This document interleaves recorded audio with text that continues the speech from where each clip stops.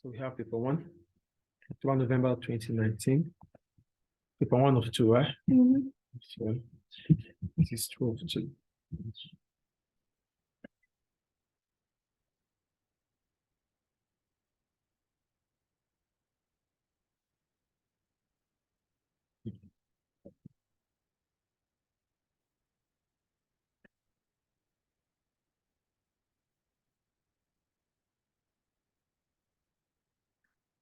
One of 2.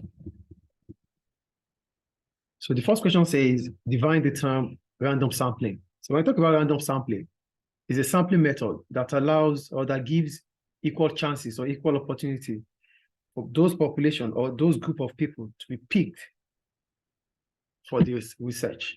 So it allows that every individual that are in the group can be picked for that research.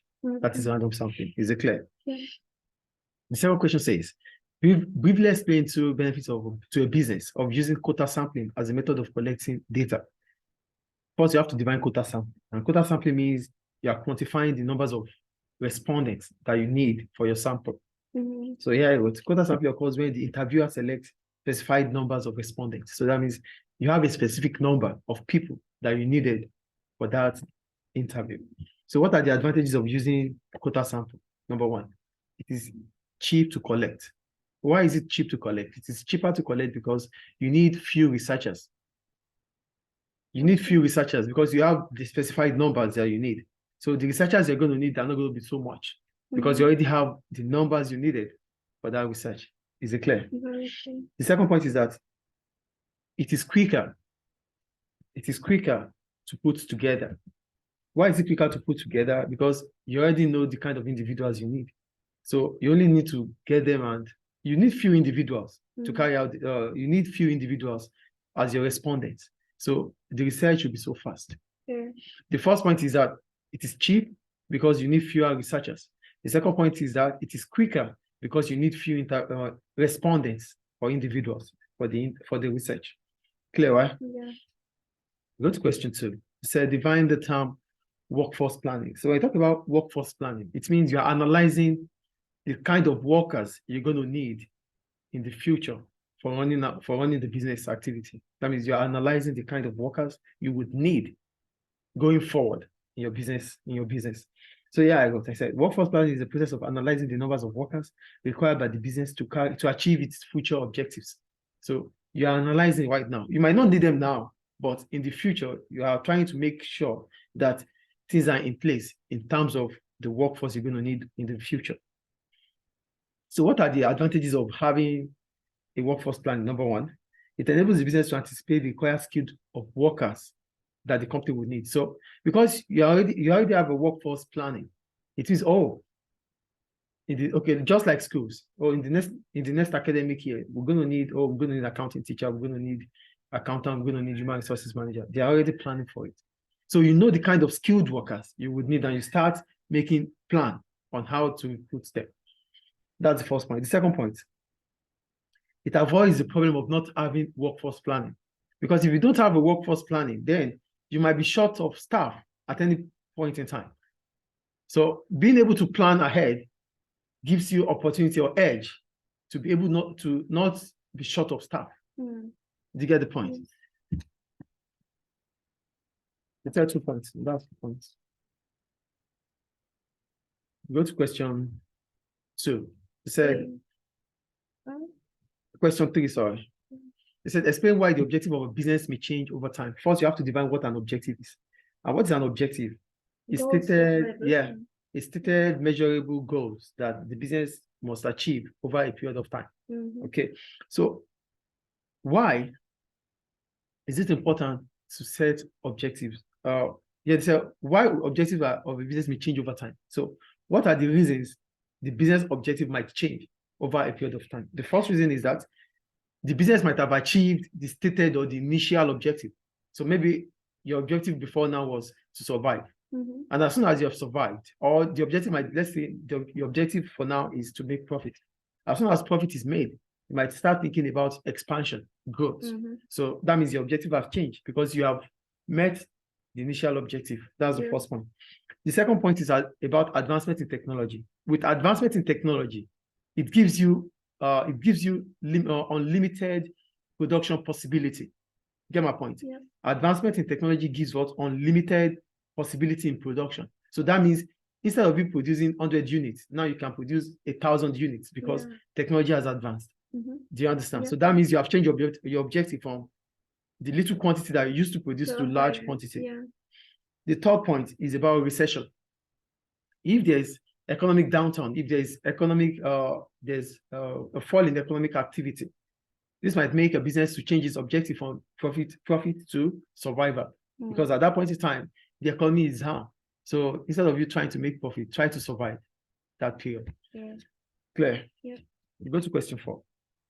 Define economies of scale. This economies of scale is still the same. Like your cost, you continue to incur more costs, more average cost in the cost of you expanding. Your cost is supposed to be reducing. Your average cost of production should be reducing when your output increases. But in the other way, you are incurring more average cost of production because of expanding. Mm-hmm. That is this economies of scale. I think it's clear. Yeah. Then we go on to section B. No, B, 4B. Oh. They said explain 2 functions of the operations management department. So for operations department, they create goods and services for customers and for the business.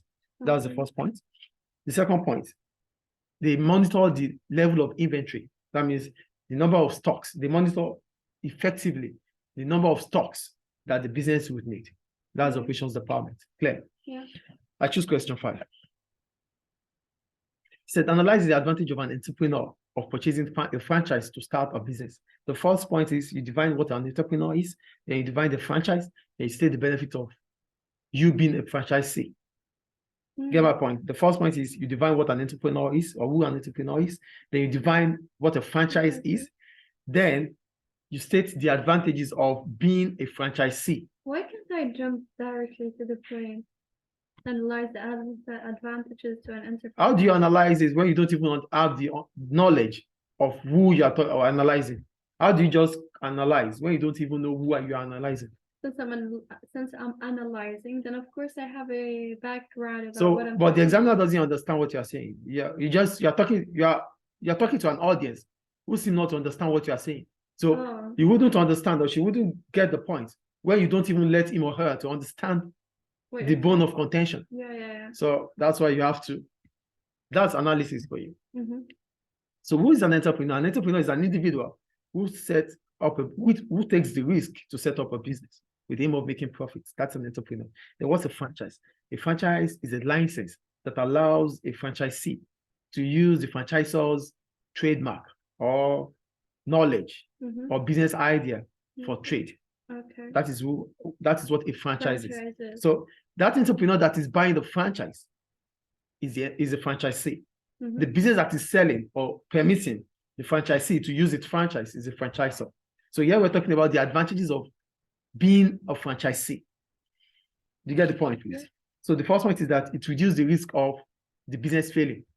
Why is the risk reduced? The risk is reduced because the franchisee is buying a business that is well known, well established, or a product that is well established, just like McDonald's. So anybody that invests in McDonald's is not going to lose.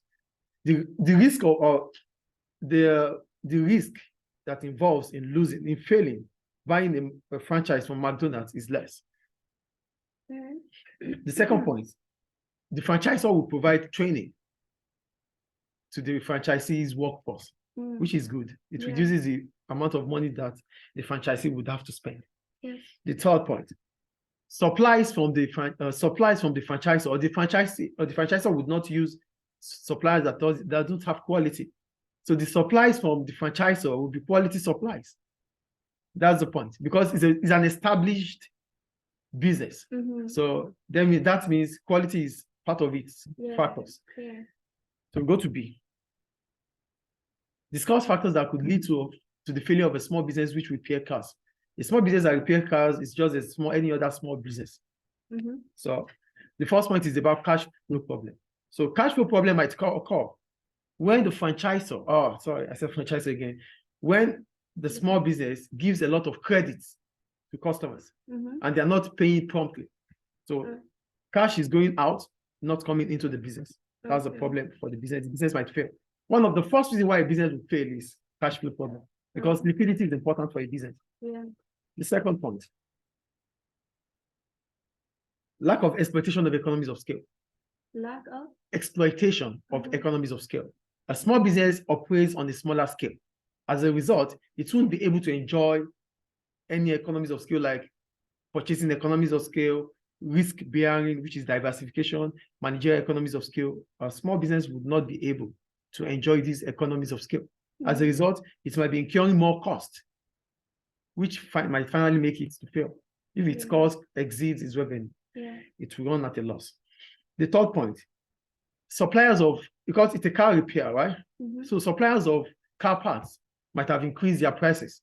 So if they increase their prices, it becomes, that means those car repairers would make less profit as they used to make. Did you get the point? The fourth point I make is about the large car repairers. The large car repairers might be so efficient that they take away your customers. And the last point I make is lack of skilled mechanics for the small car repairers. You know, we said a small business lacks the opportunity to exploit economies of scale. So part of economies of scale is the managerial economies of scale. A small business will not be able to afford skilled workers, which means skilled workers are needed for the mechanic shop. Yes or no? Yeah. So your inability to employ skilled workers might mean that you spend long hours repairing people's car, which means you are not efficient. Yes, you might start losing customers to large businesses. Yeah. Any question about it? That's all. I don't know why I feel A-level is very simple than this. Because I'm teaching you.